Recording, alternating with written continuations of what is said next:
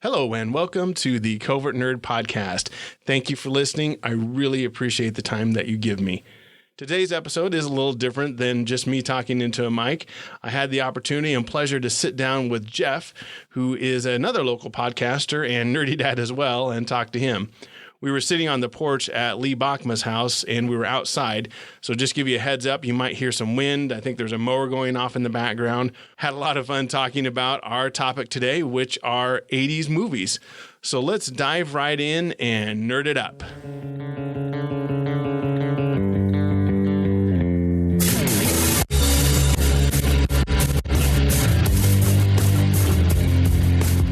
Today, and I have a special guest, Jeff from the Make Eternia Great podcast, Make Eternia Great Again podcast. That's right. Which is a Masters of the Universe podcast, and I think you're also on Daydream Instruction Manual as well. Did an episode a couple weeks ago, I think, where you kind of went into the life and times of Jeff, right? That's right. Yeah, I kind of dug into a little bit of the history of what made me, I guess, kind of like an introductory thing that we're doing on the host of the show. So it's pretty cool. And I'll include links in the show notes so you can go check out his podcast with Eddie and Carl and the rest of the gang.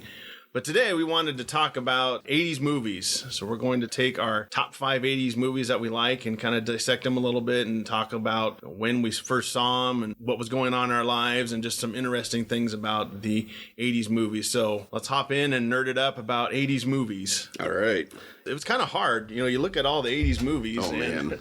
It's tough. It is tough. to narrow it down. Yep. And one thing, we both have kids. What I really enjoy is introducing these movies to our kids. For the most part, at least on my side, I don't know if you can attest to this, but they enjoy it. Oh yeah, they totally. love them. Yeah, it's one of our favorite things to do, and I'm constantly trying to think of different kid-friendly movies, Yeah. you know, and things are a little bit different. When we were kids, it was like, oh, it's PG, no problem. But now you're like, okay, it's PG, so there's probably something really bad. You know, you're looking at the 80s like PG. It's a quite a bit different dichotomy, but yeah, we love doing that. I love like, oh, I remember this movie from back in the day. We got to watch this. You know, I got to rent it or whatever. You know, so we do that quite often, and I cannot think of a single movie that I've ever introduced to them that they're like, I don't really like this. You know, when I showed them the Masters of the Universe movie, they were so pumped, and then about halfway through, they're just like, what is this? You know, like this isn't He-Man. You know, but outside of that, all the movies that I introduced to them is just, it's fun. It's a blast just to see that innocent, like, first time, you know, at joy. You know, they don't care about like the graphics and stuff, because like today, like CGI is identical to real life, you know, and so like back then it was like, oh, it was a good attempt, you know?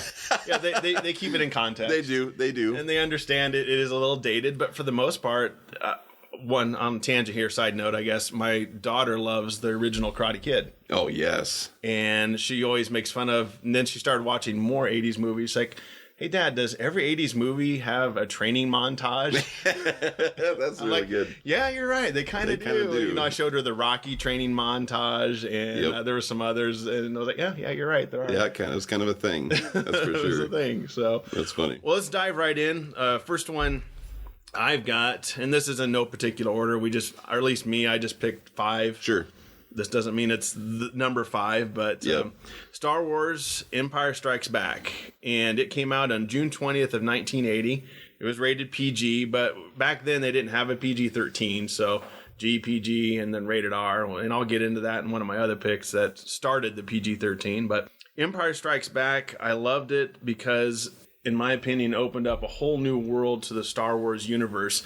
We had a little bit of a peek in the Star Wars first movie, but this one we got to see a much better lightsaber battle scene. Yes. Which the first one was Is this kind of like they're just like kind of tapping their stuff, and then and that was it. This Somebody one died. we've got backflips, we've got swords just going back and forth, and hands coming off, and the cinematography of it all was just, it was so well done. So well done. Yeah, it was just amazing. We got to see Master Yoda. Yep. We got to see bounty hunters.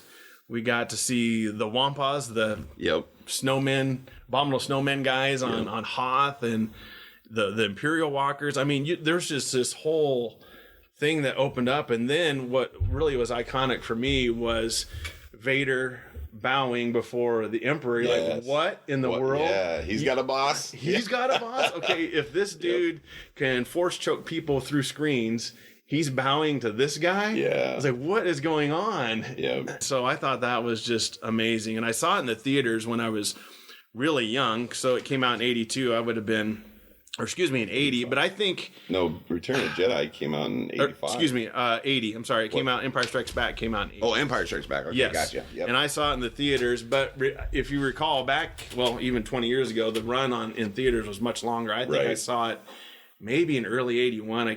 I was only 7 years old tops. So it was one of the first movies I think I went to in a theater that I can recall. Sure. At that age, I can only remember a few images here and there. But the real memory I have, though, is when we got it on TV. And so we recorded it with the VCR. Yes. And I still have it. I'm going back to my parents' house soon, and I know we still have it. Nice. So it still has the commercials and everything. That's so fun. And it's so grainy. Yep. Because it was via antenna. But that's a whole nother level right there. You got to show your kids like that, This is how we watched it. Sit down and watch, and they're going to be like, what? Like, they're so used to that HD. Yeah. And then you're going to be like, you're going to sit down and you're going to enjoy this. Exactly. And we lived in the country, so we only got 3 channels sometimes. Right, yeah. Depending on the weather. Right, yeah. But I watched this one hundreds of times. I can't tell you how many times we've watched this just because we had it on VHS was a new thing for us. Yep. And so you could just go back and rewatch it as much as you wanted. And it's still, even to this day, it's tough. Now, I don't have cable anymore, but back in the day when you flip through channels and it would be on, and I almost instinctively I would stop and oh, okay, this is on. Oh, totally. And I'd watch it until the next commercial usually, and then go to something else. But right. Still, that's kind of how you gauge how much you like these movies if you're willing to stop. Man, you are so right. I was just thinking of that last night, like when we were kind of talking about what movies we're gonna think about and everything, and that's kind of where I was gauging at, because there's such a plethora of movies, from the 80s and 90s as well that and today, but that I just absolutely love from the 80s. And I was like you just said, like, what are the ones that if you're flipping through, you're like, oh, I'll get that next time or something, because there's some that are real obscure that, like The Outsiders or something like that. Great movie, but if I saw it on there, I'd be like, I kind of need to watch it all the way from the beginning, Sure. But like Empire Strikes Back or whatever, that's something that doesn't matter where it's at in the movie. Yeah, you're like, I guarantee you this is the best thing on right now. Yeah, it is. I guarantee it is. Yep. A couple other scenes, the Yoda scene when he's at Dagobah and Luke was saying, hey, I can be a Jedi. I'm not afraid. And Yoda's like, oh, you will be. That's right. Yeah. And I was like, ooh. You have no idea what you're about to get into. Yeah. Yep.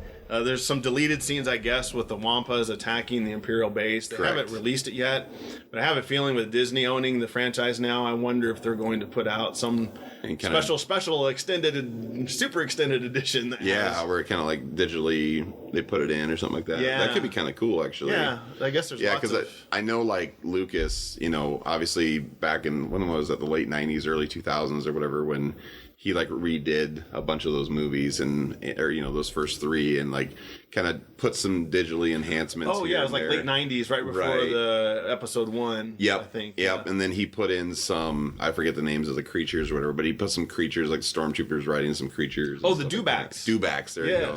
And some of those things. And I think it did. He had the right idea, but then he got really like kind of cheesy with some of them, and I'm like, what are you doing, man?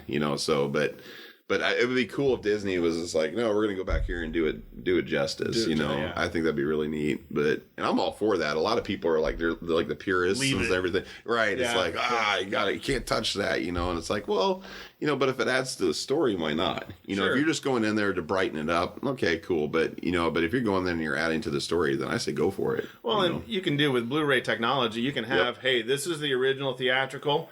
And if you want to watch the souped up special edition, there you go. Here's your version. There you go. Both sides are happy. That's right. That's a good idea. Absolutely. And of course, last comment on it, in my opinion, John Williams did the score. I mean, yes, you can't go wrong with John Williams. No kidding. It's a reason they brought him back even for these new films they're doing. Yeah, it's iconic. I mean, everything that he's touched has just been phenomenal, and and it's just they did such a good job. I know this is kind of going back to, episode 4 or whatever, but when they were thinking going back and forth between going with like an orchestra score compared to, they were thinking doing like rock music or whatever, like Queen or whatever, and I forget who they were looking at. Was it Queen? It was somebody. There was a band that they had lined up that was going to do the music for them.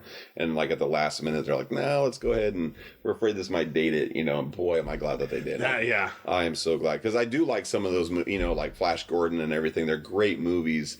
It does, I love Queen and everything too, but it really sets that era, and keeps it there, and it really dates it, so, but I'm glad that Star Wars, it just makes it timeless, minus some of the graphics and stuff obviously are not as good back then as they are now, but outside of that, you can get along with the story just fine, it doesn't feel like an old movie, And I was looking at the box office ticket sales too, and it just shows how long it ran, because it ran until I think 63 weeks.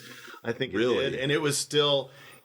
It still ranks, I think it was for the 61st and 60th week run, it still took in the most amount of money for that. It's still number 1 at that level. Oh, man. I think it was this one or another one, but you were looking, I was like, holy cow, it still was making it's still making $1 million a week after a year of its release. That's incredible. It was just insane. So. That is incredible. But yeah, any other comments? Empire Strikes Back? I don't think so. Okay, well, let's move to your first pick. Okay, well, my first pick, I would have to say, and I'm kind of going out of order on what I have them on the sheet here, but I think is a good segue, is Return of the Jedi. Yep. So for me, I'm a little younger than you, but for me, that movie came out, I was 5 years old, and it was my first time in the movie theater, so it's really cool to see like you going to Empire Strikes Back, and all of your experiences are identical to mine, but just a couple years later. So but yeah, same thing. So Return of the Jedi, obviously, very similar, everything that we were just talking about, obviously George Lucas and everything. So the budget was about $32.5 million.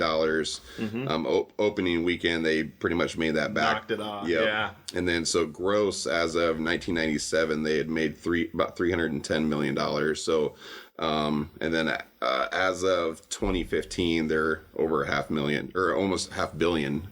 So, and that's in 90s dollars, or 2015. That's 2015. So that's incredible, though. It is. But yeah, Return of the Jedi to me was like, what was cool about it was like with A New Hope and then Empire Strikes Back, you could see they're progressively getting more into it and more development of the story, but then also you could tell like their budgets were probably a little bit better too. With Return of the Jedi, it just felt like, man, this is like, the only other thing, I do a lot of analogies with music because I have a musical background, but like I think of different bands out there, and usually, and this is the same thing with movies and stuff when you do franchises like this, but usually like the first one, if it does really, really big and you're planning on doing 2 or 3 or sometimes more, if the second one's a flop, that's usually it. If the second one's really good, usually the third one's going to be even better, you know, and it just kind of goes up from there.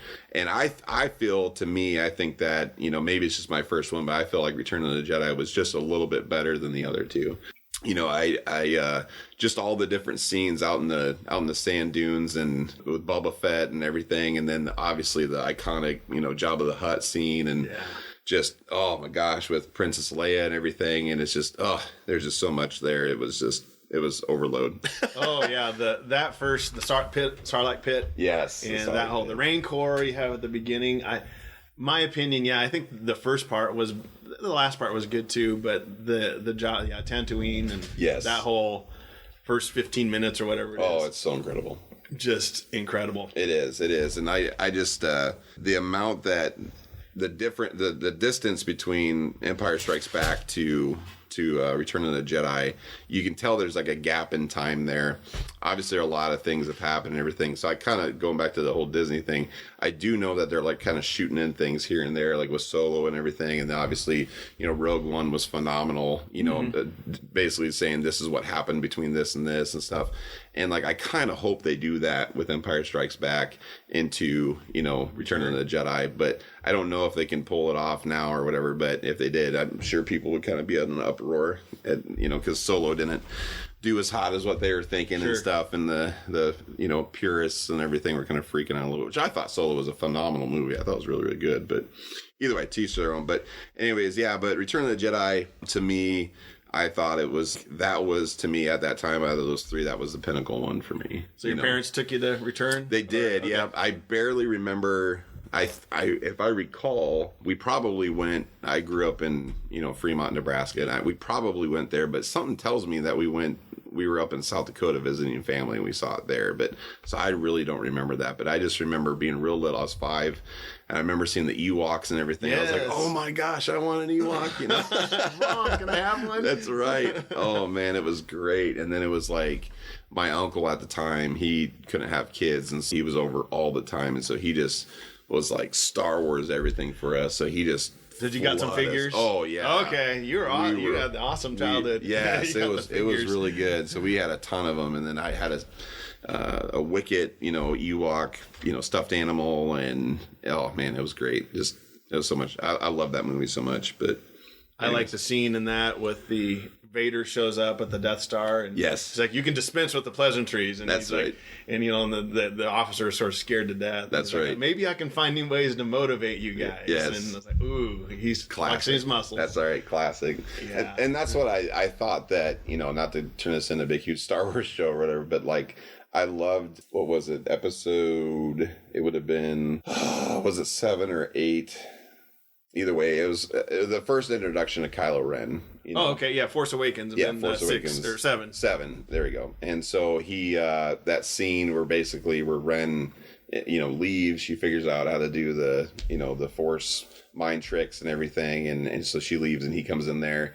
And there's that scene where he just like freaks out and he's like chopping up that whole room. Yes. Sparks are flying and metal's flying out the door and everything. And these 2 stormtroopers come walk around the corner, and all of a sudden the guy just like grabs the other guy's arm, and they just start walking backwards, and they just both turn around and walk away. Like, yes. That had to happen. Yeah. With Vader. Exactly. Same thing. Like, oh crap. He's in one of his moods, guys. Let's just leave him alone. Oh man, it was so good. But you can tell like they did that so well with Return of the Jedi and everything, that it made such a pronounced moment in that movie that they even mimicked it in Spaceballs. Yeah, they did the same. Yeah, you're thing, right. You're exactly. right. So it wasn't just like us, like, oh, it's a cool. No, they really, I think, hit that scene really, really good. Doesn't get, maybe it's just dues, but it also has to compare to the other 2 as well. So I mean, it's tough. It's up against some tough competition. It is, but anyway, so that was it for me for Return of the Jedi. Cool. Well, the next one I've got, we're going to stick with George and George and his gang with Indiana Jones and Raiders of the Lost Ark.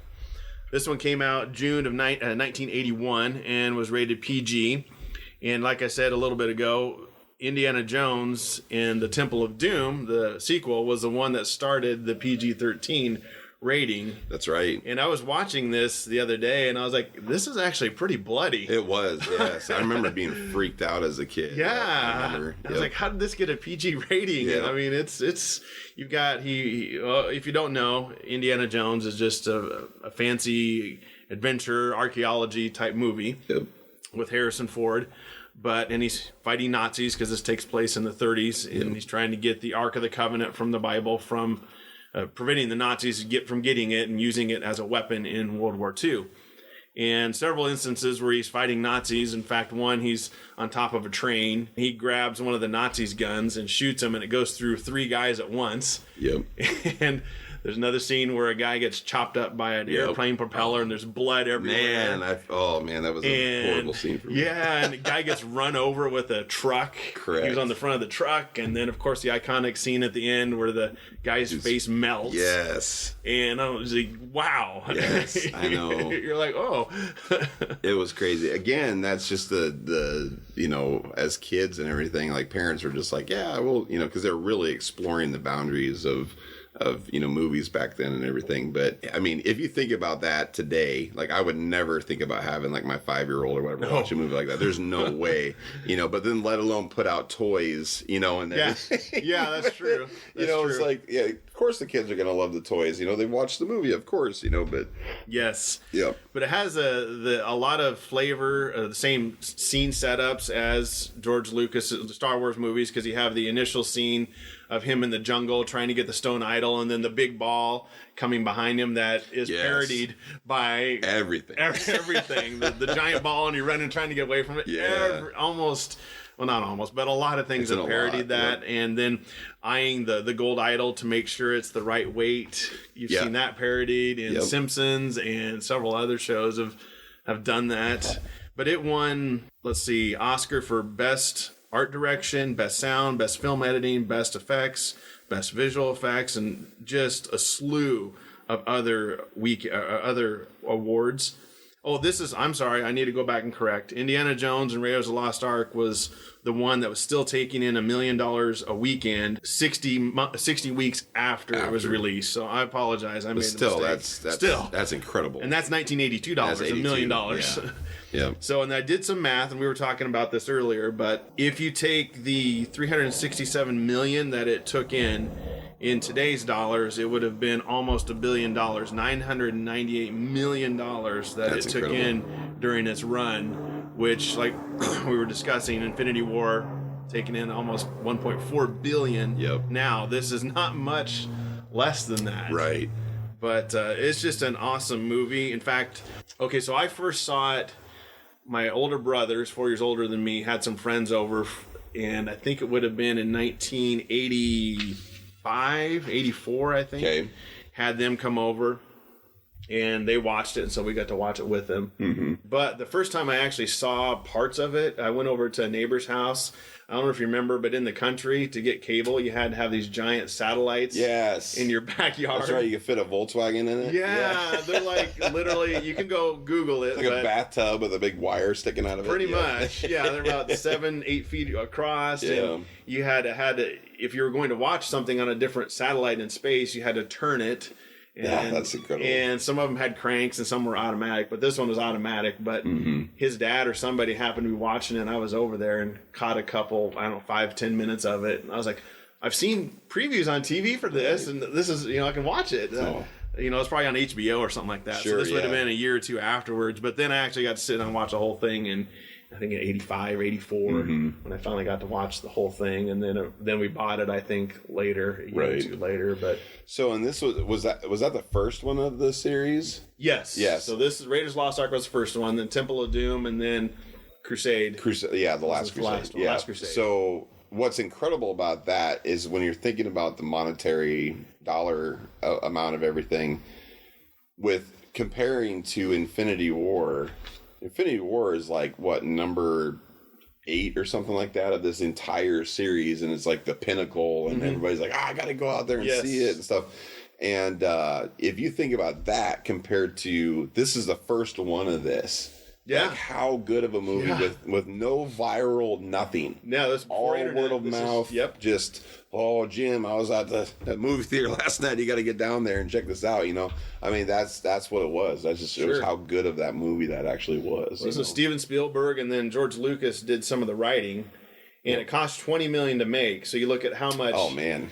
He took in $367 million, and it only cost him $20 million to make. Jeez, that's incredible. But it's just fast paced. It's just especially as a kid, you watch. It's like, I want to be an archaeologist now. Yes, I know. I thought the same thing. You get a whip, you get a sweet hat, you get pretty girls. That's right. You can go fight on adventures, and you get to fight Nazis.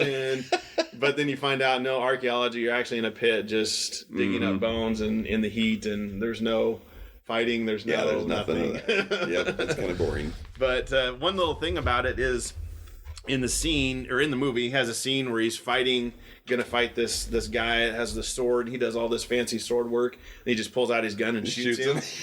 And I guess the crew had gotten food poisoning. And so Harrison Ford wasn't able to do the fight because he was going to have a fancy fighting scene. He's all choreographed. Yeah, all choreographed. And he's like, I feel awful today.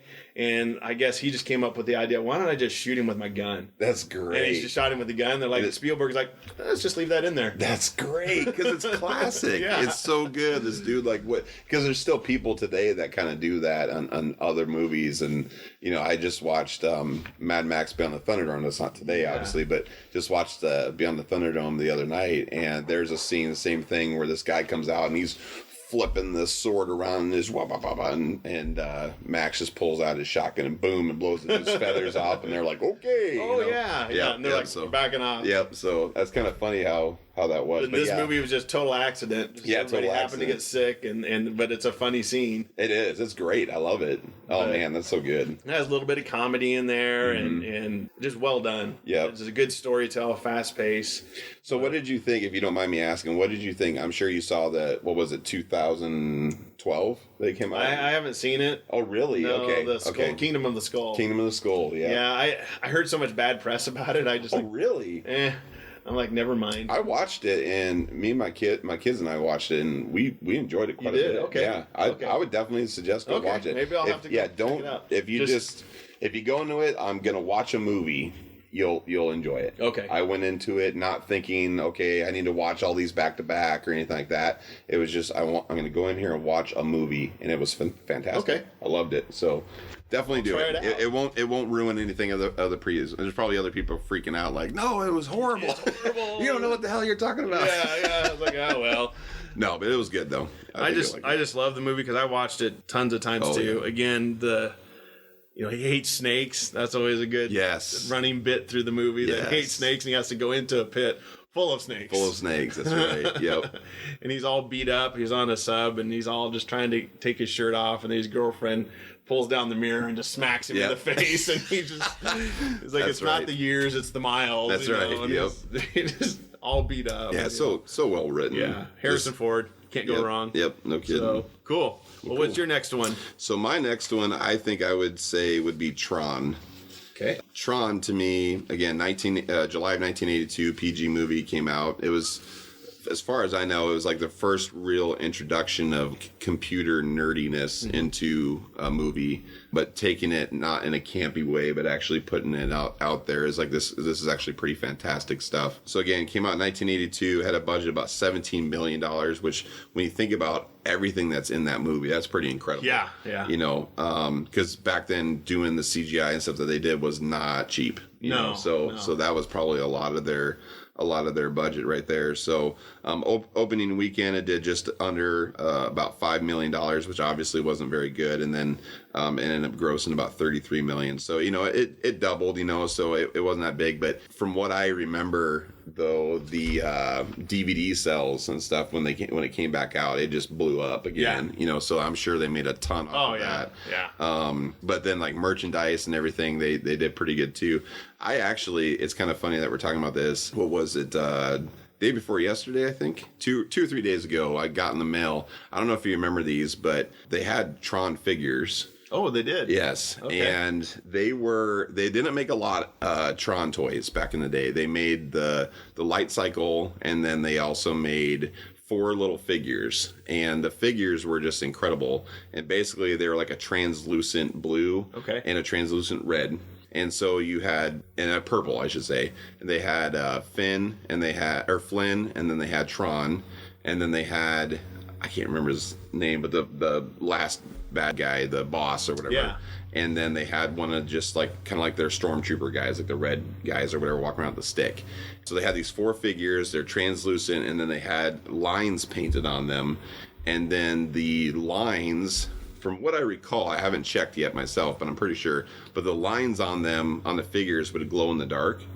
And then they also came with their disc, and then the bad guy, the one guy's got a stick or whatever, and so the discs and that stick glow in the dark as well. Okay, and these came out at the time of the movie? Yep, they came out at the time of the movie, and then in 2012, I think they did a rerun. They did a reboot or whatever. It wasn't even a reboot. They just reformed, same mold and everything, and put them out. So they're like a commemorative. So same technology and everything. It's really hard to actually tell the difference between the two. The only way you can tell is like the older ones are a little bit more faded, and the translucency is not quite as good anymore. But anyway, sorry, I went off on a tangent on the toys. No, that's fine. That's fine. But I just loved anything glow in the dark when I was a kid. And man, those Tron toys were sweet. But I just got them in the mail. I just bought some online. Oh, you did buy some? Yeah, I bought some online so I could get them back again. So I just got them in the mail a couple days ago. So I got them sitting up on my desk. They're sweet. I love them. Did you take them out? I did. Oh yeah, they're out.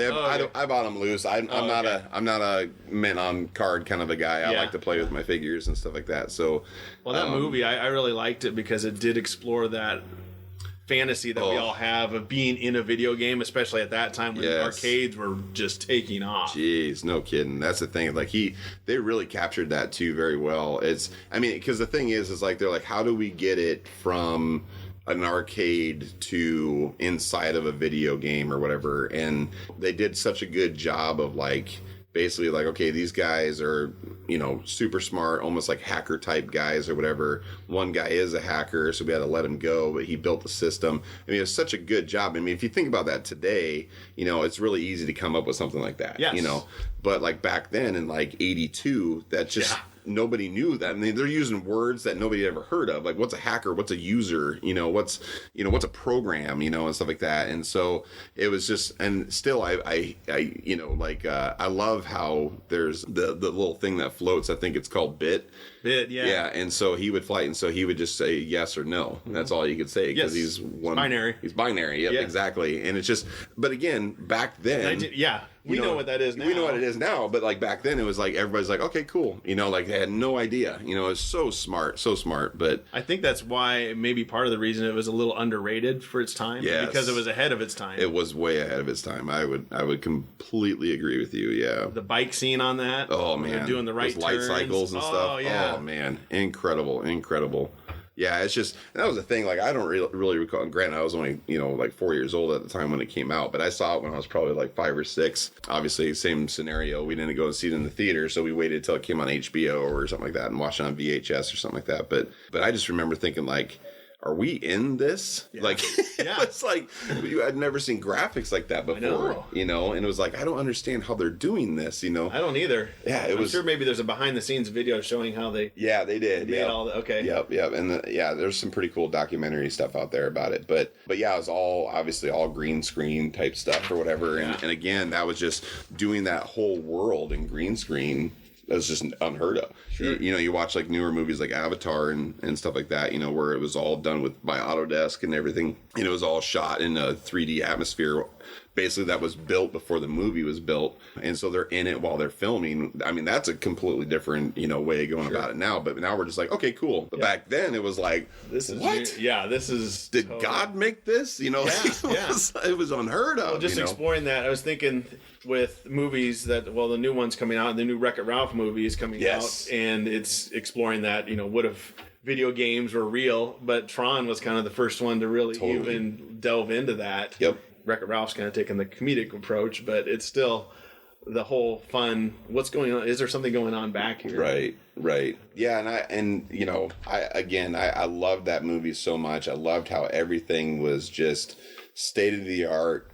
And it was like they tied that flavor of everything, like where the helicopter, even in the scene, it was like black and had like red neon lights on it and stuff. Like everything was tied together. Like you saw like neon stuck out on everything, and there was like blue neon. You could kind of tell that was like going to be something with the good guys, and red neon was going to be something with the bad guys. Yeah. And they just really did that very well in the real world. And then it went into the bad guys. It was like, oh man, that's really good. It's still there. It's almost Matrix-like. Exactly. Yeah. So good. But and it doesn't, in my opinion, I mean, it's somewhat dated, but it still looks pretty good. It still does, yeah. If you can, again, considering what it was, but that's kind of what the fun about it is like today it's like CGI, again, it's so good that you don't realize that you're almost seeing computer stuff sometimes. Yeah. Whereas back then you're like, okay, I get it. They're in a computer, they're in a program, they're in a, whatever the case may be. And that's kind of, when the second Tron movie came out, which to me, again, was a great movie, but I still don't think it stacked up to this one because they were just like, we're going to go way over the top of this thing. And me being that, kid, watching Tron back in the day, it was like, okay, so when, all right, it's like when this first one came out, it was like, there was like no partying going on or whatever. It was just real real cutthroat on there's good and there's evil and there's this and there's that and stuff. And then they like show like the new Tron. It was like there's like parties and there's, you know, and all this other stuff. And it was like, and everything was real flashy, and I was like, I don't think I really. But I like the movie a lot. Still a good movie. Still a good movie. Again, I like watching movies just as it is. Take it for what it is. Exactly. And I've watched it multiple times. I love the graphics and everything. But if I were to pick which one I like better, the first one by far wins. Sure. By far, the story is so much better. And very innovative. Yeah, like we said, for its time. Yes, very, very innovative. But yeah, and the Jeff Bridges. Oh my gosh. Yeah. He is. Yeah. I've never seen him in a bad movie. And it's so cool. Right. Like, you see him today, and, like, he's kind of that almost, like, grandpa figure, you know. It kind of has almost like an old Tennessee accent kind of a thing, you know. But then you see him playing, like, you watch Tron from 82, and you see him playing this young, like, computer hacker. Yeah. And it's, like, completely different worlds, you know. But he could pull that off. Sure. You know, so easily. Was he in the reboot? He was in the reboot. Yeah, absolutely. Oh, okay. No, he was like a central figure. He was almost like the god of Tron. Yeah. Oh. And so he actually... That's cool. Yeah, so he did... he was older. Basically, he got stuck inside of the mainframe. And so he basically was like their god inside of there to an extent. And he was trying to keep everything from turning evil again. Okay. Basically, he had built another program of himself inside of there.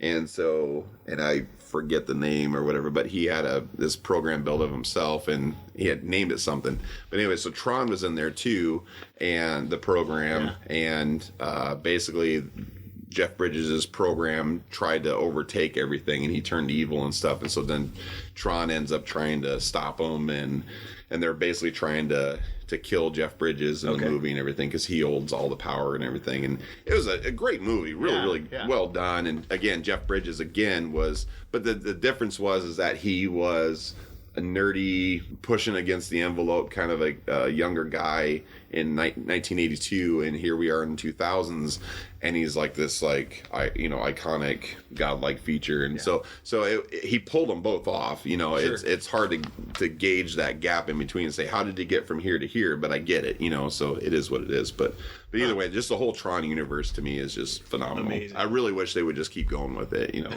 Maybe they need to do a TV series, or Netflix needs to pick up a... Oh man, that'd be great. 8 episodes of that'd be fantastic, Tron or something like that. Oh man, that'd be fantastic. So, cool. Well, I got my next one. Okay. We're going into the rated R realm this time. Uh-oh. Okay, kids, you can't listen. So, anyway, Predator, 1987, came out in June 1987, rated R. I obviously didn't see it in the theaters, but I did see it. Let's see, first time I saw it. Oh, I know what it was. So back in the day, our cousin of mine had 2 VCRs, so you were really rich. You had 2 VCRs. That's right. And so you could dub tapes. Like $500 a piece. Yeah, exactly. So you could dub tapes, and to explain to you on how VCRs work, you could record in slow play, SP, long play, which is about 4 hours, and extended play, you could get 6 hours of movies on one video cassette. And with each session, though, the quality got worse. Right. And so we fit 3 movies on there. It was Bill and Ted's Excellent Adventure, Spaceballs, and then Predator. Yeah. So you had the ultimate tape. That's right. That's amazing. You sell just that tape.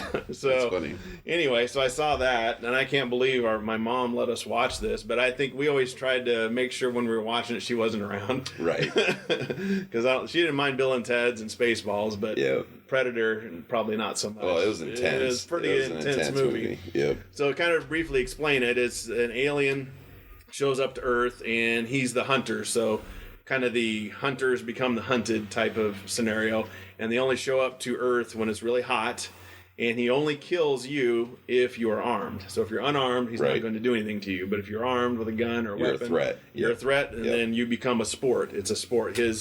He collects trophies, so he's hunting humans as a trophy. So these guys, these commandos, Arnold Schwarzenegger is the main protagonist here. He's down in Costa Rica or wherever, Central America, and then this alien shows up, and they have to fight him and to try to get out of there. So, but he, of course, spoiler alert, he's the only one left at the end. Yeah. But who's going to take down Arnold? No kidding. You know?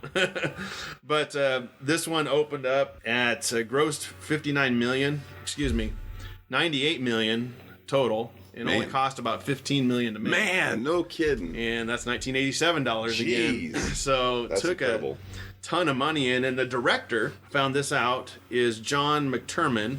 And he also directed Die Hard with a Vengeance, Last Action Hero. And then the two writers, the Thomas brothers, they wrote all the Predator movies that's come out since then. Aliens versus Predator movies. He did the video games.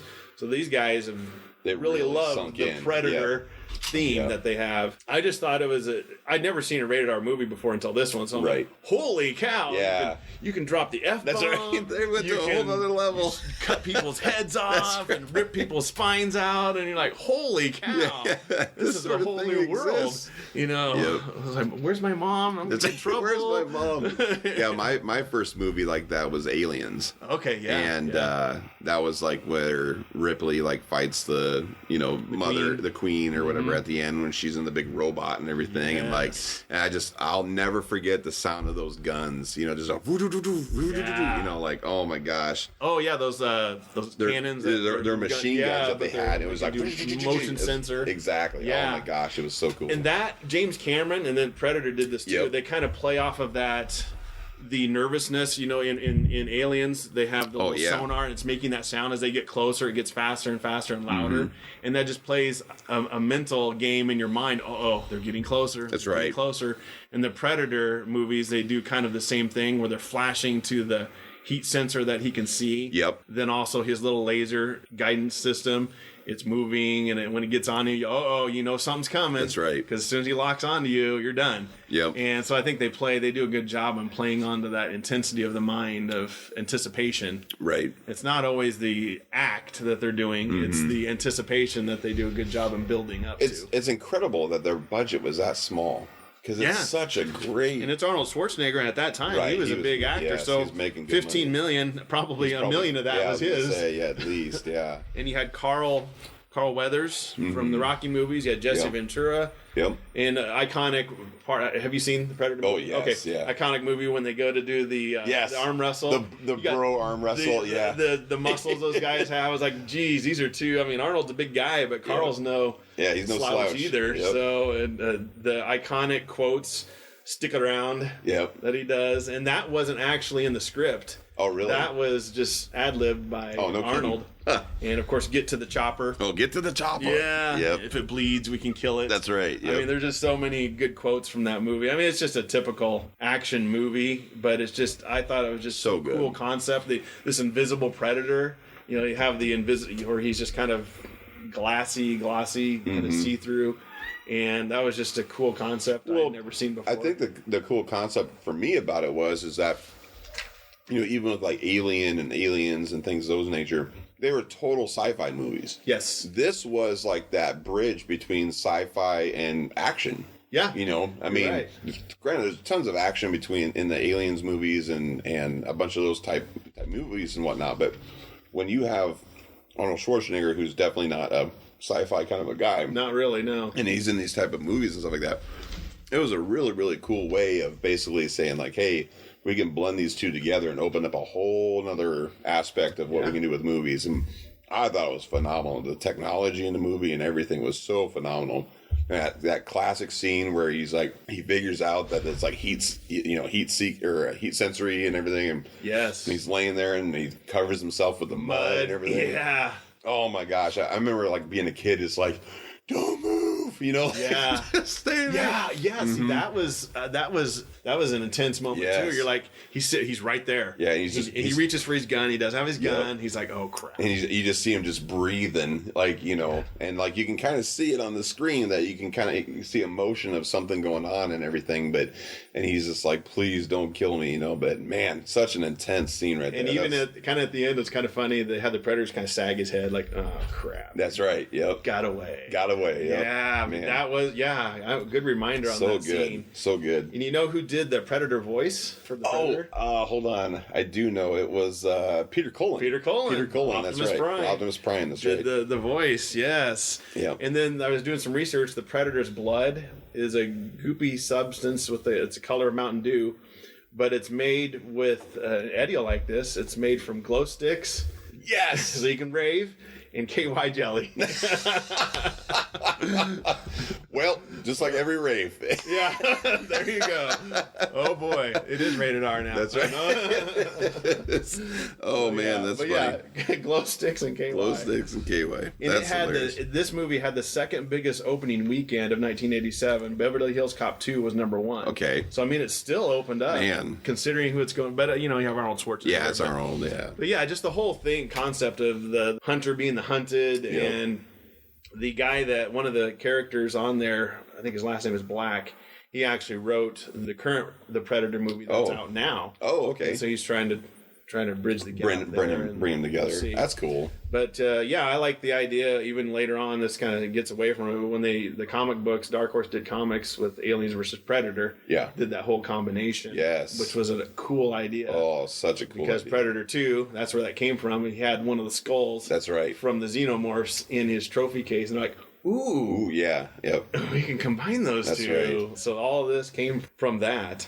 Yeah, so cool. Any other thoughts on the Predator movie? I don't think so. Again, I'm just fascinated that was their only budget. The only thing I can think of is that they did a lot of it out in the woods and stuff like that. Yeah. So they probably didn't pay for a lot of like scenery type stuff or whatever. No. So they had I was reading some articles on the filming that, how tough time they have when he falls in the water. Arnold falls in that water and gets out and gets muddy. Yeah. That whole lake was full of leeches. Oh, really? I guess. And then later scenes when they had him still have the mud on, it was really cold. Oh, I remember that. Yeah. And so he was shivering the whole time. Yep. And they said the crew had a tough time there in the jungles. And the guy that played Billy, they had to hire a bodyguard, not to protect other people from hurting him, but from him hurting other people. No kidding. I guess he was very notorious for getting into fights and going into bars and beating people up. And so they had their bodyguard to keep him under control. So anyway, that's funny. Behind the scenes on that's that. Cool. But just, you see the picture. I mean, you see the Predator with the mask on. I mean, that's just, wow, this is one bad dude. Just the way his mask is shaped, it just makes him look pretty menacing. And he's got the gun and the Wolverine type claw. And just so cool. Yeah, because even today, to today's standards, it still looks really cool. It does. It's not... like I remember being a kid and seeing something like, oh, I was so scared of that. And you see it now, I'm like, I cannot believe I was scared of that. But today, I mean, it holds up. It's really cool. It's really cool. It's so iconic looking. I mean, anybody can see that Predator mask or whatever, and they know exactly what it is. It's so cool. So, well, what's your next one? Okay, so my next one, I would have to say, is Back to the Future. This one, and it's really hard. So between these last three that we're going to talk about, I can't say which one would be number one for me, because I would go back and forth on this, but just depending on what time of the year it probably is and everything, that's going on. But Back to the Future for me, I personally think that this movie in 1985 came out in 1985, July 1985. To me, it was the moment that set in stone the 1980s was going to be about pop culture. You know what I mean? It was all about we're going to set precedents for the future even. We're going to make sure that, I mean, you think about it, what was it? I forget, 2015 or whatever it was, when they were like, okay, this is where we're supposed to be at. Yes, hoverboards. Yeah, hoverboards and jackets that are going to dry you off and everything, and shoes that lace themselves and flying cars. And, it was so cool that a movie would set that much of a precedence in our future. And it's cool now. I don't know if you've ever seen this, and we'll get back into the facts about this, but they did this thing or whatever in 2015 where they went through and they're like, okay, where are we today? Obviously flying cars and stuff like that is kind of a, whatever, but they're like all the small things, like dehydrated food and, and whatever. Obviously they didn't have that, but they had flat screen TVs, and they had... Just like they had in the movie. Exactly. Yeah. And so some of the things that were just really odd, tiny little things that were, off on the walls and stuff like that, that they just put him up there in the future and ended up coming true. Steven Spielberg, man, he's amazing. So But anyway, so obviously, you know, like you said, it was Steven Spielberg, directed by Robert Zemeckis, who's incredible. Yep. Starring Michael J. Fox, Christopher Lloyd, and Leah Thompson. And she is timeless. You know, speaking of timeless, I mean, she looks almost identical to what she did. You know, back she never then. ages. She does not. She looks great. But yeah, and then like I'm trying to remember. I cannot remember his name. Christopher Lloyd is the doctor. Yeah, Christopher Lloyd. Yeah, he was phenomenal. But before Michael J. Fox, it was supposed to be.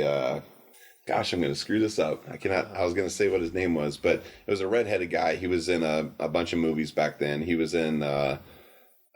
That movie with Cher where he had like the lion face or whatever. And Mask. The Mask, yep. Yeah. And gosh, I cannot remember his name. I can't remember his name. But either. anyways, there's probably people freaking out like it's such and such. Yeah. But anyways, but it was cool because they shot like almost 3/4 of the movie with this kid. Oh, I think I remember hearing about that now. Yeah. And it was not coming the way that Zemeckis wanted it to come across. It was coming off almost more serious. You know, and this guy, he's, you know, a great actor and everything, but he's a very serious face and a very serious tone to himself.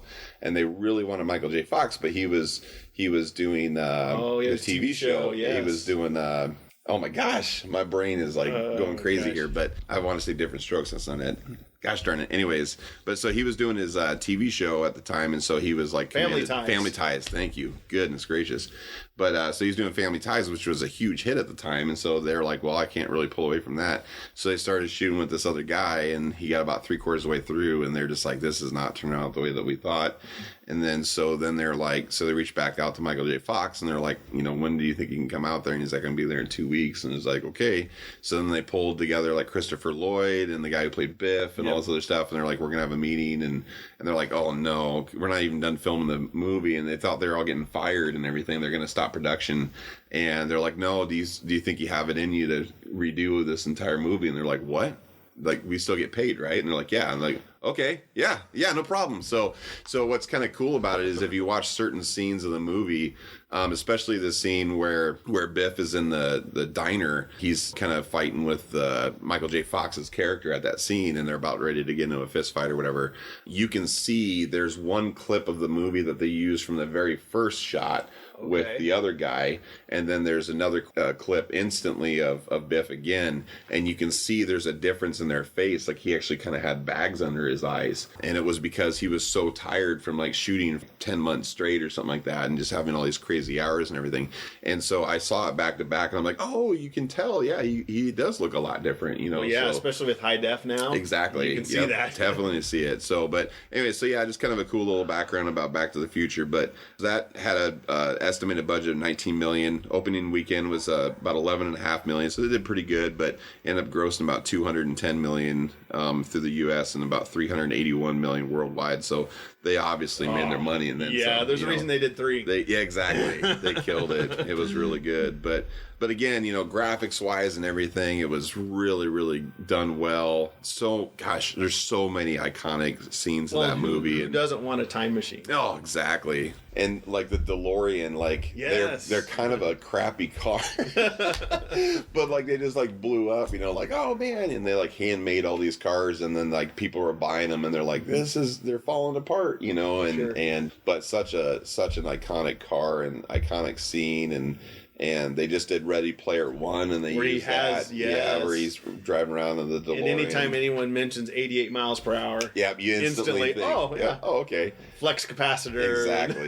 Exactly. And what's a gigawatt? What's a gigawatt? What's a gigawatt? 1.21 gigawatts. Yes. But yeah, I mean, there's just so much within that world of how they went back in time, and his mom is like, you know, now she's hitting on him and all this other stuff. And he's like, what's going on? You know, and you know, and Leah Thompson was like, she did that so well. Oh man, and like she called him Calvin Klein because his underwear said Calvin Klein. I know. Well, the concept, I think, I remember hearing an interview with Steven Spielberg, was all these stories we hear our parents and grandparents tell us, how much of it is embellished and how much of it is true? Correct. So when he's going back, how did you meet mom? You know, and all that ended up being, no, that's not exactly, that's not what happened at all. You didn't save him. He was a peeping Tom. That's right. He wasn't walking by and Dad hit him in the car. It was grandpa smashed him with the car because he fell out because he was checking on his daughter, you know. Yeah. Oh my gosh, so funny. But that's such a great and the uncle who he loves the bars. He loves the bars. So we just keep him in there. He's like, yeah, you're gonna love these bars down the road, Uncle Joey. Jailbird Joey. That's so funny. I know, that's one that. Did you see it in the theaters, or when did you? No, I honestly, as a kid, the only real movie I actually saw in the movie theater was Back to the Future. Okay. So all this stuff was all on like HBO or VHS or something like that, you know. So, but yeah, I just remember watching it and getting about halfway through, thinking like, okay, this is not just another movie, you know. This is something big. You're still there. Big. Yep. You're in it all the way, and I love Michael J. Fox, and it's so sad that, you know, he's going through what he's going through, and sure. And because I still think today, if he didn't have his Parkinson's disease, he'd still be a huge. I mean, because he still looks good. Oh yeah, he's another one doesn't age. Doesn't age, you know, and he would. I guarantee you, because he's such a physical actor, and you know, if he didn't have that Parkinson's, I guarantee you, he'd still be out there just killing it right now. I read his and everything. I read his biography. He talks about doing the filming for Family Ties, and I don't know if it was Back to the Future 2, or he was so tired, his limo driver would have to physically carry him to his room because he'd be asleep. Oh, man. He was working 18 to 20 hours a day trying to do the movie and the TV show at the same time. Incredible. But yeah, great movie. Just Christopher Lloyd and Christopher Lloyd, just so good. They gel. Chemistry was so good. Yeah, and I saw again. I think it was 2015, so a few years ago. It was a big hype, if you remember. Yeah, I remember. It was Jimmy Fallon or somebody had exactly. him on. They had them on together, and just seeing that chemistry, those two guys together again, it was like, oh man, just this flood of emotion, and you're like, oh, so good. I'm 10 again or whatever, you know. But I just, you know, one thing about Back to the Future for me and my family is that actually started a tradition that we do on New Year's Eve. This was the first year that we did it quite a few years ago. We were like, oh, what are we going to do from like 6 p.m. till midnight, you know, after supper? I know what we can do. To keep all the kids awake, we'll watch all the Back to the Future movies together. Like, okay, that sounds like a great idea. So then we watched all three of them back to back to back, and then like got it done like 10 minutes before midnight and stuff. And we're like, oh, okay, cool. We'll do this as a tradition. Maybe not Back to the Future next year. We'll do something else.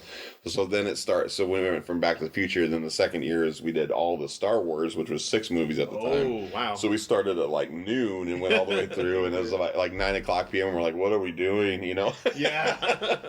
And then we did all the Indiana Jones movies. Okay. And you know, I forget all the ones that we've done, but we started this, you know, a few years ago, and it's been a fun tradition ever since. Back to the Future was the first Back to the Future. And they liked it, didn't they? They loved it. Yeah. They still do. They still do. It's probably one of their favorite movies from the 80s, for sure. That's funny. So, but yeah. They love it. And it's, like I said, none of the kids are really like, this is lame. Nope. And that's the thing. I go back and forth between, number 3 was pretty good, but you could kind of tell like it was playing out, you know, but number 2 and number 1, the first two, so iconic. It's really hard to pick which one's the better of the two. Yeah, the second one gets kind of a bad rap. It does. I agree. I think the third one, like, I'd probably put number 1 just first, just because it was the first. It was the then first, 2, and then 3. I think I'd rank them in that order. Yeah, in my opinion. Yeah, I thought 2 was really good because it went back and forth. I thought that was impressive how it went into the future, and then went to the past, and then went to the, you know, like it was all over the place. It was really incredible how they did all that stuff. And anyways, phenomenal movie. Loved it. Great. Well, my next one is Spaceballs. So you remember the Spaceballs and Bill and Ted's and Predator were on the same tape. But this one, oh my gosh. This one is another one. My wife and I just watched it like a month ago. It was on Netflix or Hulu, I don't remember. But it's one where you see it and you're like, oh. Yep. I can just watch it and it's just hilarious. Totally. So if you don't know what Spaceballs is, it's basically a Star Wars parody. Knockoff. Yep. Mel Brooks Comedy did parody. it. Yep. Came out in June of 1987. It's rated PG, but they drop an F-bomb in it. I don't know how they got that through. But again, that was the 80s, man. That was PG. Yep. Mel Brooks wrote it and directed it, and he's in it. He's Yogurt, of course. Yogurt. Yeah. Yes. The budget $22 million, grossed only $38 million. That's shocked. Incredible. Well, I think what it was is because there's something to I'm going to screw this story up, but there's something to the fact that they could not Like they couldn't do merchandise. Couldn't do merchandising. Merchandising. Yep. That's where the real money was. Merchandising. And there's for whatever reason, I don't remember what it was, but there was something that they could not do merchandise for the movie. And so I think that's probably why it didn't get as big of a hype as it could have and stuff, because back then, like with Star Wars and everything, they would put the merchandise out first. And then it would pump up the movie and everything, and then you go out, okay, what's this big hype all about? And then you go out and see, okay, now I get it. Well, they couldn't do that with Spaceballs, and so so when you consider that it was a comedy for its time and everything, I think it did really well. Oh, it's hilarious, and it's stamped in time. Oh, I mean, it's by so far. Good, so and good. You look at this list of people that were in it: John Candy, Mel Brooks, of course, Rick Moranis, Bill Pullman, Dick Van Patten, Daphne Zuniga, Joan Rivers. I mean, that's a who's of the 80s. Exactly. Well, and that's the thing. I mean, back then, with Mel Brooks, it's like people would have skipped their mom's funeral to go be in that movie. Yeah. He didn't have to ask anybody, or he didn't have to beg him. He had people waiting and begging to be in any movie that he would do at that time. He still is a genius, of comedy. So, but yeah, and all those, and they're so perfectly placed. Every single character. There's not a single person I'm like, they probably could have. No. Every single character was so good. So if I can ask you, who was your favorite character of that movie? See, that's the hard part. Yeah, it is. I would say it's either Dark Helmet or Colonel Sanders. Yes. President Scrooge, maybe. Okay. I think I liked the bad. Well, here's a quote. So, Lone Star, now you see that evil will always triumph because good is dumb. I mean, because Dark Helmet, I think he's dumb. I'd probably say Dark Helmet. Dark Helmet, yeah. For me, totally, probably. Without a doubt. Rick Moranis. Yeah. Oh my gosh, he was so good. I mean, he's, again, never a movie I ever saw him in that I was like, that was off. Like every single thing that he did, he made that movie. All the way from Strange Brew, all the way to Honey, I Shrunk the Kids. Take off, you hosers. Yeah. But yeah, I mean that's another iconic. There's a nod. There's a movie we should have mentioned. That's a good one. It just has so many one-liners. Here's a couple of them. I'm your father's brother's nephew's cousin, former roommate.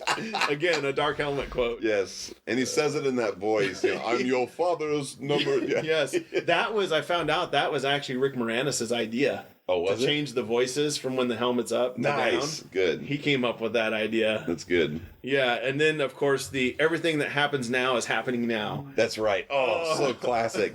And there's like the video, like they're like looking back and forth between the video, like, wait a minute, what? Mr. Rental. Yeah, Mr. Rental. It's a new innovation that the movies come out before they're even done making it. I mean, who comes up so with this stuff? Good. Oh my gosh. Who gives me the Radar's Jam? Yeah. The raspberry. Yeah. Raspberry. I hate raspberry. Yeah, so good. So many the camera pans in and knocks him down. Oh my gosh. And then the guy that did all the sound effects, he's in the Police Academy. Yes, yeah. Yes. Yeah. Oh man, he was great.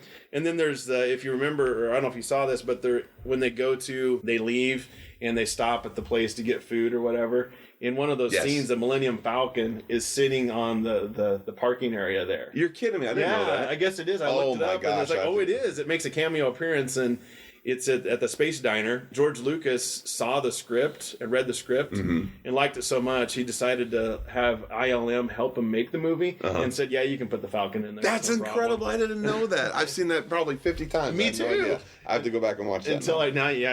You have another excuse to watch great. It. Well, honey, sorry, I got to kick up Spaceballs again. Yeah. And then the scene where he's playing with the dolls. Yeah. That was completely ad-libbed by Rick Moranis. Oh my gosh. None of that was scripted. That's so good. That just shows his genius. That's so good. No, sir, I didn't see you playing with your dolls again, sir. Well, good. Good. Knock next time. Knock next time. Jeez. Oh my God. Again, that whole movie, you can watch it and it's just every scene is hilarious. Everything with Pizza the Hut. Oh yeah. This time pizza's gonna come out for you. Why are you always preparing? What are you always preparing for? Just go, sir. Shouldn't you sit down and drink? We've gone plaid. Yes. Well, if you listen to the Two-Headed Nerds podcast, they have a section called the Ludicrous Round. Yes, yep. Ludicrous Speed. Yes, yep. I love it. So yeah, I've watched it, like I said, hundreds of times, and you you can never stop. It's like it's one of those movies you can just quote constantly. Correct. And my kids have watched it too, and they're like, "This is so funny." Yeah. And they're like, "It's kind of dumb," but I was like, "Well, yeah." But that's what makes it funny. Well, that's the thing. Like my kids, obviously, they, a few of them run a podcast of their own called Starformers, where they talk about Star Wars and Transformers. So they're very they love their Star Wars, like you wouldn't believe. And so I was like, okay, I'm going to show you a movie.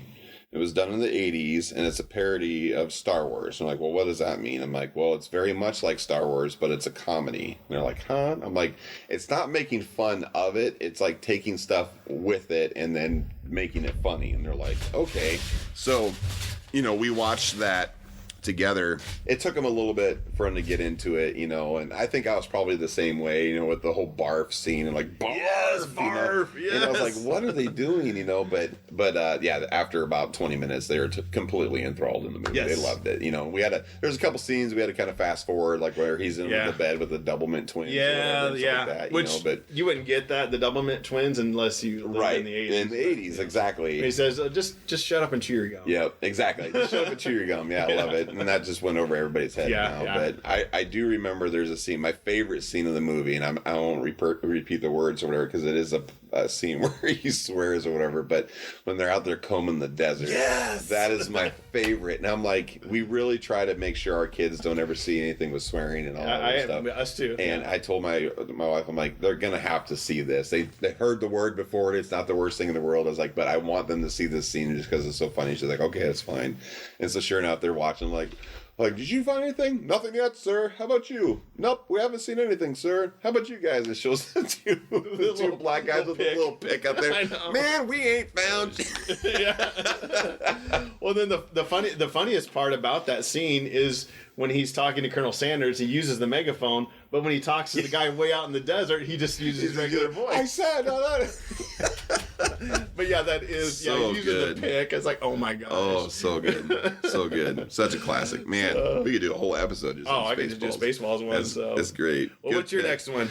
All right, so my next one is, so we got two left, right? So my next one would be The Last Starfighter. So Last Starfighter for me was 1985. Again, I was really into the Star Wars, scene back then. And so seeing something that was sci-fi like that, but having a touch of it be on Earth, it was like, here we go. And then plus again, tying in video games again, I was like, oh man, this is awesome. So, Last Starfighter came out July of 1985. It was written by Jonathan, I think it's Beadle. I don't know. I have no idea. Betuel. Directed by Nick Castle. He's done a whole bunch of different movies too, all the way up until today. He's still doing movies. But stars Lance Guest, Robert Preston, and Kay Cuter, I think.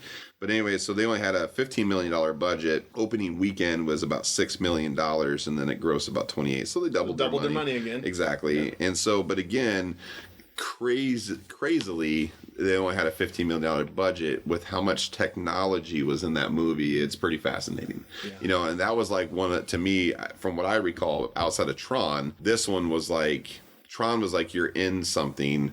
This one was like, okay, these things look real. Like I remember the spaceships and everything. You could see like the fire and everything was like shaking when they were lifting off and stuff. I'm like, whoa, holy smokes, But yeah, I mean, there's so many just iconic scenes in that movie, and just if you haven't seen the movie, which hopefully you have, but if you haven't seen it, you need to go watch it because it's an iconic 80s movie. But just basically, so the whole premise is this kid lives in a trailer park, and Eddie, who's a co-host with me on Dim and on Mega, this is his favorite movie as well. Oh, so okay. we go this back is number one. This is his number one. Okay. So we go back and forth on this quite a bit because we both love this movie so much. But anyway, so he pointed this out, but this kid basically lives in a trailer park.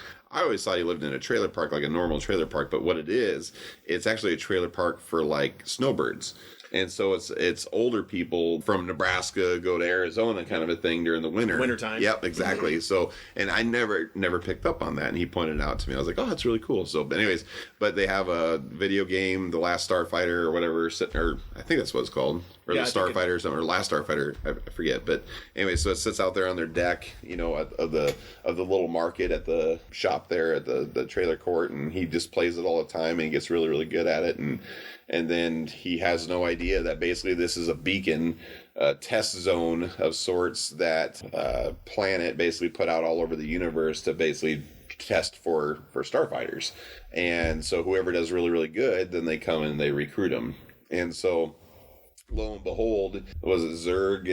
Yeah, I think I forget. It's been a few years since I've seen it, and I have a horrible memory. I'm getting old. I understand. But I don't remember breakfast. That's right.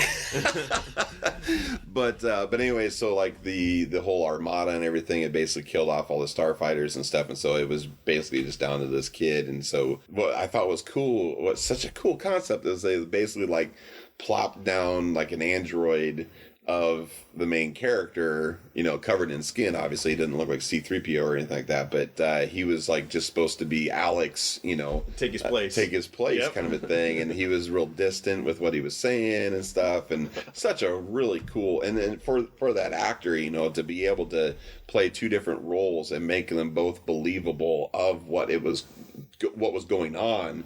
Phenomenal. That was really, really good. How that all portrayed. You have to play polar opposites. Exactly. Yeah, like you have to play a figment of what your main character is that you're doing, and incredible. But well, sure. And which kid doesn't want to be a star pilot? And yes. Fight a battle and taking out the bad guys and stuff like that. Yep. So yeah. And did you see this? This one was just at home too. Then on HBO. Yep. Saw that on HBO as well, or on VHS. One of the two. Again, I think we had all these. It's so funny how you bring up like the tapes and having like 3 movies on one or one on. Yes. We did the exact same thing. Everybody did. Oh man, we had so many movies like that, and we weren't so. My uncle did them for us because we didn't. Okay, so he had the 2 VCRs. He had the 2 VCRs, and or he would record off of HBO, because there was like a period of time where we didn't have HBO, so he was recording a whole bunch of movies for us and stuff. And so but they were all over the place. Like we would have one that would have like Predator on it, and then like Mickey's Christmas, and then what a combination. Yeah, exactly. And then like Glow Girls or something like that, Wrestling Girls or something. It's so weird, but they're all over the place. But yeah, we had a lot of that. But so I think the Last Starfighter and a few of these other ones were all on different tapes and stuff all over the time. But we watched it quite a bit as kids, and I just remember like there's a 7-Eleven down the street from us, not too far, and me and my brother would ride down there and play games and stuff. And they had Golden Axe and these other games and stuff, and we would just sit there and play for hours. And I was just so like, I really hope that something like this actually happens. You're waiting for this. Like, is this a test for me? I'm gonna go fight some monster with my axe. That's right. Oh man, it would have been great. It's just so funny how you're as a kid. Yeah, they do a good job in getting yourself immersed into that. Yes. And then, of course, if these are on videotape, nobody nowadays knows the pain of having to wait for it to rewind. Yes, I know. So if Last Starfighter is at the beginning of the tape and your brother didn't rewind it, you're like, oh my gosh, now I gotta wait 5 minutes. 5 minutes to rewind. And then you start hearing that.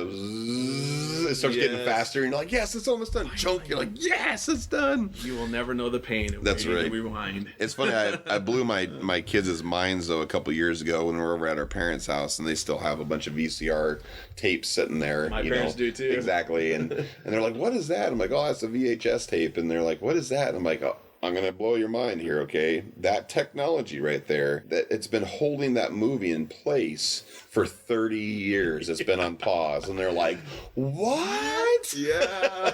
And so they're like, that's incredible. And I'm like, mind explodes. Yeah, exactly. It's like, yeah, it's just a tape. It's just a tape. It's just been sitting in the same spot. But it blew their mind. Like, it's been on pause for 30 years. Yes, exactly. Anyways, but kind of funny. But anyways. Have your kids seen Last Starfighter? I think so. I know the older ones have. I know that it's been a few years since we've had, because I don't have it on DVD or anything. I should go get that because I love that movie. See if it's on Hulu or something like that. Yeah, but I know like the older ones have watched it, but it's been a few years since we've seen it. But it's pretty clean. So it's real clean. I think there's this couple scenes where like he's like kind of making out with his girlfriend or something like that, but outside of that, it's no big deal. But compared, you go from Indiana Jones where he's blood everywhere. Right. See, it's had such a big gap. Exactly. Dropping F-bombs and space balls, and then you have Last Starfighter. It's pretty mild. That's right. It's just weird. So, do you remember watching it as a kid? And I actually haven't watched the whole thing from start to beginning. Oh, really? I've seen bits and pieces of it here and there. So it's one of those where, oh, hey, it's on, TBS or whatever. Right, sure. Which is like always on TBS. Yeah. It was on TBS in 87. Yeah, it's still running. It's still going. So I've only seen, I have seen the whole movie, but I haven't seen it beginning to end. It's just, here, I happen to see the middle. And then I see the beginning of it. So I've never watched it in order. That's funny. That's cool. But yeah, again, as a kid, it was just one of those things where, I'm not saying I didn't like my childhood, but it was just one of those things where it was like, man, he won the lottery. Yeah. Like, how cool would that be? Yeah. Just get beamed up and taken out of there, and I'm going to go save the world real quick. And oh man, that would have been slick. Yeah. You're like, I want to be that guy. I want to be that guy. It was so good. But just like that whole last battle scene, and you know how he's like fighting everybody, and they're like, you got to go here, do this, shoot here, got one on your tail, got one over here, and then he was like, okay, we only got enough power for the I forget the last cycle on his ship or whatever. It basically opens up all these flaps, and it just starts shooting lasers and missiles and bombs and everything. It's just spinning all over the place, and it basically just kills everybody in this entire thing. It's like a Michael Bay movie. Exactly. That's the first Michael Bay. Michael Bay is sitting there watching as a kid going, I can do that. Hold my beer. Hold my beer, watch this. I got this. I can double that. That's his pinnacle moment in life. Like, I gotta always be Starfighter-esque. Yeah, exactly. Oh, gosh. But yeah, anyways, good movie. Loved it. Exactly. Cool. Last one for me is Transformers the movie back in 1986. Speaking of Michael Bay. Yes. But this is not a Michael Bay movie. Yes. This is the original. And came out in August of 86, rated PG. Directed by Nelson Shin, which he also worked on D&D, the cartoon. Yep. So Dungeons & Dragons. Spider-Man and His Amazing Friends cartoon. The Incredible Hulk cartoon. And the G.I. Joe cartoon in the 80s. Yeah. And The Simpsons. He's done a lot. Tons of animated stuff. Yeah. But you line those up, the D&D cartoon, the Transformers movie, Spider-Man, Hulk, and G.I. Joe. Yep. That's the 80s. It is, totally. If you were 10 years old in the 80s, you watched all of those. You saw them all. You loved them all. You watched them multiple times. Exactly. Yep. Orson Welles did the voice on when that was Unicron. One of his last Unicron, one of his last ones. Now the budget was only $6 million, but it only made $5.8 million. Yeah. But I would suspect that number does not include DVD sales. No, because it blew up. It didn't do well in theaters, but man, in VHS sales and DVDs and everything else, it sold like crazy. It sure did. Yeah, I don't know why it wouldn't have done so good. I mean, come to think about it, I mean, it's kind of shocking that it didn't do as... I mean, don't get me wrong, I have my reservations of the movie itself, but I can't imagine that, because Transformers are so big at the time, that I think that it's just kind of befuddling to me that it didn't do that good, but I don't know. It must have... The only thing I can think of is that a first wave of kids went out and watched it, and then they came back and they're like... Don't go and see it. They kill Optimus. Oh, wait. I don't want to spoil that. Oh, sorry.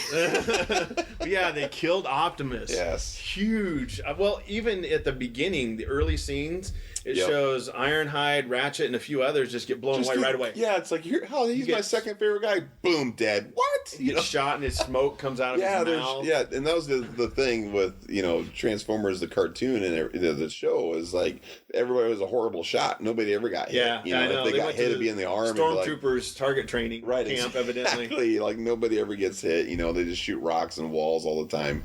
But yeah, right away, and it starts out and they're just killing everybody. And that's what blew me away. And then, or the other one was iconic, was Megatron. He's begging for mercy, and Megatron just blasts his head off. Yes. Oh, you don't see it, but it's like, wow. Yeah, they went to a whole nother level. They don't screw around. And it was just, Oh, I think I saw. Now I watched. We didn't have CBS, which I think the Transformers was on. We couldn't get it, but we would rent the Transformers TV show tapes, and so that's how we were able to watch. So it'd have like 6 episodes on it or whatever. Which is pretty cool. You just pop that in. And we're good. That was the first Netflix and chill, right? That was exactly. You just go back to back to back. And, You grab your pop and your cereal, whatever, and just chill for sitting there eating 2 Lucky hours Charms straight. and just wolfing down some Sunny D and watching your Transformers. I know. And you watch 4 to 6 episodes in a row. And then I think I saw this one again on VHS. Oh, gosh, it was in 8. So this one came out, 86. So yeah, it would have been at least a year later before I saw it. We were going to rent it and watch it. But this you were talking about, this kind of came at the tail end of Transformers. But then also Masters of the Universe was winding down, and they came out with their movie a year later. G.I. Joe came out with their movie shortly after this, and they were kind of winding down. And so you had Mattel and Hasbro both trying to kind of, let's see if we can get a little more mileage out of this toy line a little longer. Again, that could have been why it might not have done so well, but either way, I mean, it was pretty shocking to me that it didn't do as good as it Still could a have. good movie. And the soundtrack. Yeah, the soundtrack. Dare to be Stupid, just the whole. And like Lion played the You Got the Touch, Yes. Oh man, such a good song, and but again, it's very stapled of that time. Like they would have done it more like an orchestra kind of a thing. It probably would have been a little bit different of a movie, but I like it like that. It was very very much pop culture. So yeah, it was cool. I had some of my reservations of it. I don't mind killing and everything, of characters and stuff, but to me, we kind of talk about this on my Make Eternia Great Again, the mega podcast that I do. As a kid, I was feeling like, okay, they're trying to dupe us. They're just trying to get more money out of us, and that's kind of the whole premise of that movie to me. When I walked out of it wasn't a walk out of the theater. I actually saw that at the drive-in theater. Oh, you did? I did. I remember seeing that at the drive-in. And me and my cousins and my brother, we were laying in the grass in front of the big screen watching and eating pizza. And sweet. I'll never forget it because it was like, stamped in my mind, with, again, spoiler alert, Optimus when he was killed. I was like, my gosh, it was like watching your mother die, But anyways, again, I just remember like, what? And then they're like pushing, Hot Rod, who was done by, Judd Nelson, and who did phenomenal in the movie, but there's like all of a sudden here's this new wave of Transformers, and they're the main premise of the movie now, and I'm like, I came here to watch Optimus and Megatron and all these people. I didn't come here to watch Hot Rod and Cup and see Starscream and all these other people get killed, and and Leonard Nimoy did a fantastic job as Galvatron and everything, and funny story about that, by the way. Sorry, but so Leonard Nimoy did Galvatron, right? And when he passed away a few years ago, I told my kids, I was like, we sat down at dinner, and I was like, yeah, I got some bad news. And like, what? And I was like, yeah, a pretty iconic actor, passed away today. And they're like, who's that? And I said, Leonard Nimoy. They're like, who's that? And I was like, well, he played Spock in Star Wars and Star Trek, and thanks. And they're like, huh? I'm like, the guy with the pointy ears, and they're like, I don't know, registering. Yeah, and I'm like, let's see here. He did Galvatron and Transformers. What? Just wailing, like they just like a family member passed away. They couldn't believe it. You're naming his biggest character of his entire career, Spock, and you're like, Galvatron. Yeah, and same thing, like Orson Welles. Like we watched War of the Worlds, the 2005 one with Tom Cruise and everything. I was telling them about how Orson Welles basically blew up because of War of the Worlds back in whatever year it was, in 35, I think is what it was, and he started all this and blah blah blah. And I was explaining it to him, and again they're like, "Who's Orson Welles?" It's like, "Oh, he did the voice of Unicron." Okay, all right, that makes sense. Yeah, it's so funny. So you guys, I'll put a link in the show notes, but Jeff's kids do a Transformers / Star Wars podcast, and they do an excellent job. So check it out. IDW did an adaptation of the film in 2006, and it includes actually some extra battle scenes that are missing. That were going to be in the movie, but they didn't make it in the movie. I did not know this. And they had the Combiners and Omega Supreme at the Ark, and Shockwave and Reflector being destroyed by Unicron. So they had some other. I did not know this. Oh my goodness! Look it up. I'm sure IDW has a reprint of it. Came out in 2006. My kids are probably like, "Duh, Dad." Yeah, we know this. We've seen it 3 years ago. Yeah, we've known this forever. But there's also in 2010 an early draft of the script got leaked.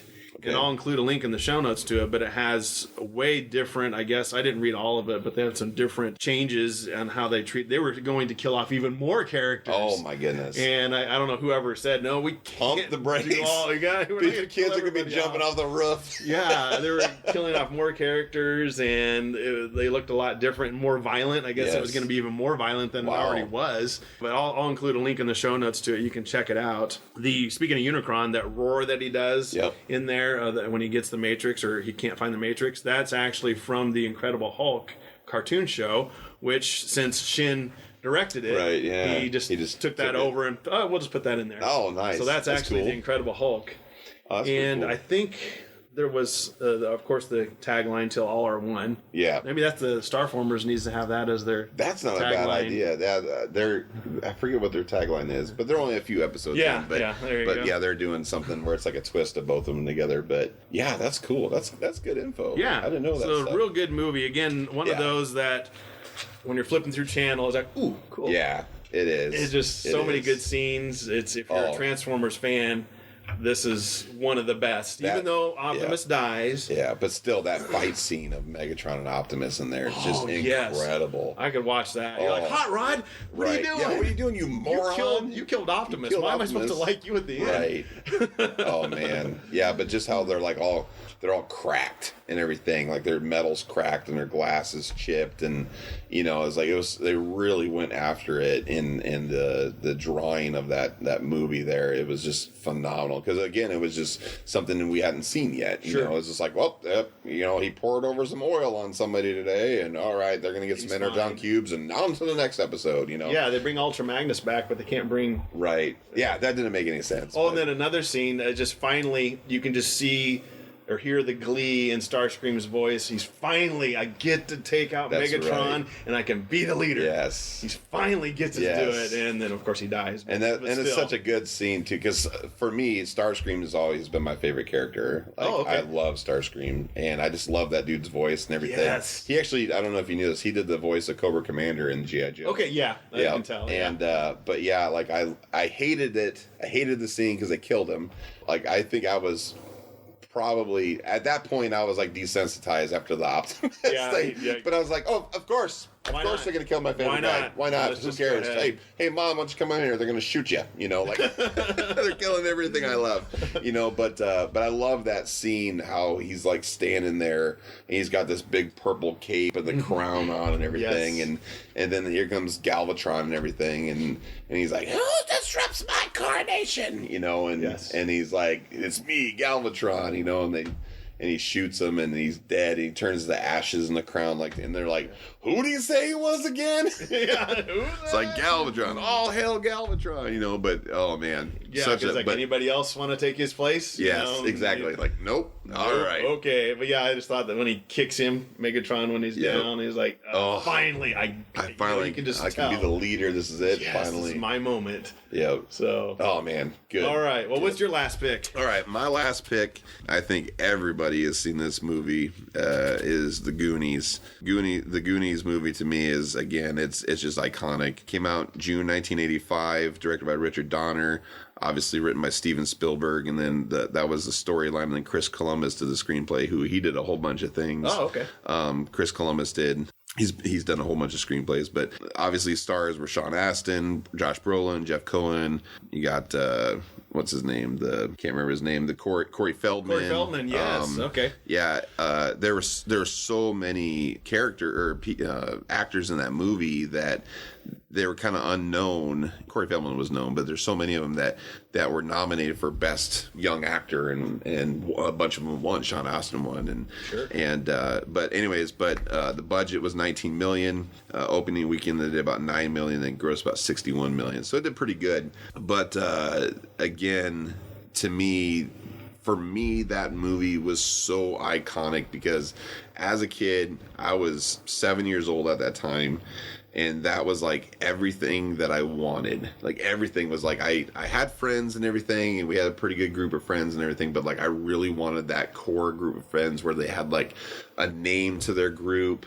You know, they had little quirks, you know, like jerk alert, you know, and stuff like that. Yes. And they had the truffle shuffle and all these other things. So they just like, they didn't care what race, creed, background, whatever. They just loved being together. It was always an adventure. You could always tell like everything they did was an adventure, and this was like their last big hoorah. So if you haven't seen the movie, which blows my mind, but if you haven't seen the movie, it's basically the premise is that these this rich family in town is basically going to bulldoze all these neighborhoods and everything to make it space for a shopping mall. Yep. Or a golf course. Golf course. Yes. And it's held in Oregon, I should say. And it basically, they don't have the money to buy out these guys, so they're just like, well, I guess we'll just take the money to buy our house from these people, and we'll move somewhere else, you know.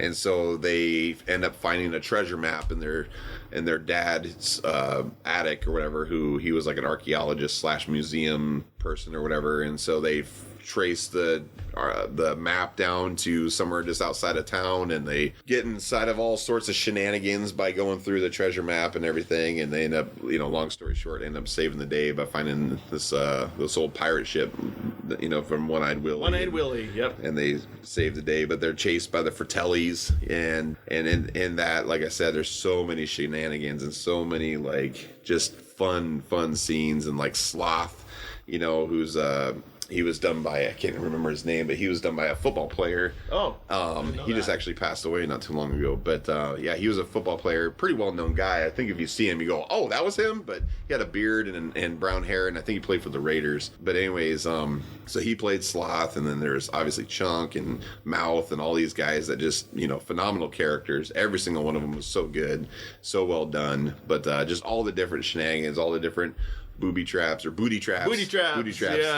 That's what I said. That's what I said. Booty trap. But yeah, and then like just from the start to all the way through, it's like, you know, I love the intro. Twister kind of did it too, where it's like you're getting into something here. You know what I mean? It's like you're coming along into something where there's already a whole bunch of energy going on and stuff like that, and you're like, oh, okay, I get it. I get how these kids are and stuff, and you're instantly brought into that whole energy, and I loved how they portrayed that. Yes. You know, but yeah, just that whole thing, and that brotherhood between their friends and stuff, and how, you know, because I remember having some adventures, you know, nothing like that, you know, by any means. No pirate treasure. No pirate treasure at all, but you know, we had some adventures, you know, going down to the river and having some fun and, you know, things like that, you know, but man, such an iconic movie of the 80s, you know, and you know, kind of some fun facts, you know, they were gonna write, well, I think they did write Goonies 2, but they decided not to do it. But they ended up making a Goonies 2 video game. Yes, they did. Nintendo. Nintendo, yep, and the NES. And the first video games actually came out on Commodore 64 and Atari and you know, a whole bunch of other different things, but then, you know, it did so good, and then they decided in NES, you know, a couple years later they did Goonies 2, and that premise was basically the FutureThes again. They caught all of the kids, and then they had them trapped in these traps all along through like the forest and all this other stuff, and then Sean Astin's character, you know, he goes through and he untraps everybody, and they end up winning the game like that. So okay, but they end up having like I can't remember, but like the very last thing was like, instead of being like a pirate, it was like a witch or something like that they had to, you know, kind of beat or something like that. I forget what it was, but anyways, fun video game. But okay, but no, it you know, there's a lot of scenes that were cut out. There was a scene, there was an octopus and stuff that they ended up fighting, and you know, you see that in kind of like the DVD and stuff. They have some of the clipped footage and everything. But yeah, I mean, it's just, I don't know. I can go on and on. I just love that movie. Yeah, it's just a fun movie because you got this group of friends. Yes. And they're just going on this adventure, and you as a kid can see yourself. I want to be in that adventure, you know, finding pirate treasure and outwitting the bad guys. Correct. and whatnot, and just saving the day. Yes. Because at the end they save the day, they keep their house and everything. So it was a well done movie, and I think I have a pattern there. I think you've got 3 movies in 85. Yeah, that's funny. So, and several of them by Spielberg. Yep, he was so good. Yeah, I had Back to the Future and Goonies and Starfighter all done in 85. Yeah. But yeah, 85 was a good year. It was a good year. Gosh. Yeah, no, the Goonies is just, it's... Have your kids seen the Goonies then? Yes. Okay. Oh man, that is Do you make them do the truffle shuffle? No, I've never done that. I don't think any of them can. They're all in good shape. I'm the one who probably needs to do the truffle shuffle. Like, Dad, you have to do the truffle you shuffle have to do the truffle shuffle, but no, they've seen it multiple times. That's one of the ones that we've seen it so many times that they flip through and they're like, oh, Goonies is on. So they'll stop and watch it. Wow. Yeah. Isn't that cool? It is just cool. like, I like that one. You guys like it too. Exactly. So they've been talking about doing a part 2 or possible reboot, but more likely a part 2. They've been talking about it for quite a few years now. Basically, it came down to the Richard Donner for years was like, no, because they talked to other directors and everybody's like, no, all the actors like we're not going to do it unless a Donner directs it. He was the one who made the movie, like he didn't write it, but he made that movie, and so we need Richard Donner to direct it. And he was like, no, we'll never do it. And then finally, about 2006, he said, okay, I'm on board for this. So since 2006 till now, he's changed his tune. And last time they talked to him, I think it was 2014, I believe, and he said that there's definitely going to be it won't be a reiteration of Goonies, but it'll be a part 2. Okay. They don't want to stamp on that iconic movie. So they want to do a part 2, and they're going to try to have as many of the original characters in it as possible. Because it sounds like the one person that that's dragging their feet is the guy who plays Chunk. Because he's like in really good shape now and all this other stuff. And he's a lawyer and everything. And I guess like he got bullied really bad for playing that scene, that film. Really? Yeah, because he was kind of chunky and everything, obviously. And so it just kind of ruined his life. And so like he wasn't in anything after that, Like, I don't want to go back to that. Exactly. That was horrible. You guys loved it, but it was horrible. Yeah, it was horrible for me. Yeah. So so they're really trying to get him involved, and he's like, nope, he wants nothing to do with it. So I don't know if that's the whole reason that they didn't do it and they haven't done it, but I think that they're probably like, if we don't have the whole cast, it's really hard to do it, but they're going to have to pull it off pretty soon here because those they're getting kind of old now. They're not getting any younger. Yeah, they're not getting any younger. Yeah. But you could do bring back all the kids or the original kids, but have it be their kids. That's exactly as the primary. Yep. So they don't have to have as much screen time. It would be interesting to see how they would pull it off, but I still think that if they get the right people involved and you get Steven Spielberg and everything to write it all, I think it would be really, really good. And like I said, I just don't want to see a reboot of it. No, I agree. Because it would be so over the top, and then nowadays, how would you do that? Because nowadays kids have friends and whatnot, but everybody's so stuck on phones and video games and everything, there's just no way. Yeah. There's no way they'd be able to pull it off. It's like this unrealistic. Kids just would never go on a treasure hunt. Probably not. Yeah, they'd be like, oh, my GPS doesnn't work here, God, I don't get any signal. Now we sound old. That's right. Back in my day. Kids today, their newfangled things, their Snap or whatever. So, cool. Funny. It's been fun, Jeff. We got to do this again. Yes. Pick a different topic and tackle it again sometime. Well, I appreciate you having me on the show. I love the podcast. I've been listening to every episode, some of them multiple times, and I appreciate it. And thanks to Lee Bachma for letting us crash at his place. Yeah, over his amazing the Bachma cave. Yes, the Bachma cave instead of the Bat Cave. That's right. Cool. Well, thanks, Jeff. Appreciate it. Yeah, thank you. There you have it. Top 5 80s movies from Jeff and Lee. It was so much fun sitting down with Jeff. I hope we can do it again and tackle another nerdy topic. Go to covertnerd.net and find all the links from the episode that will include in the show notes. If you want to reach out to me, simply hit me up on Instagram, Twitter, Facebook, or email cn@covertnerd.net. Again, thanks for listening. Until next time.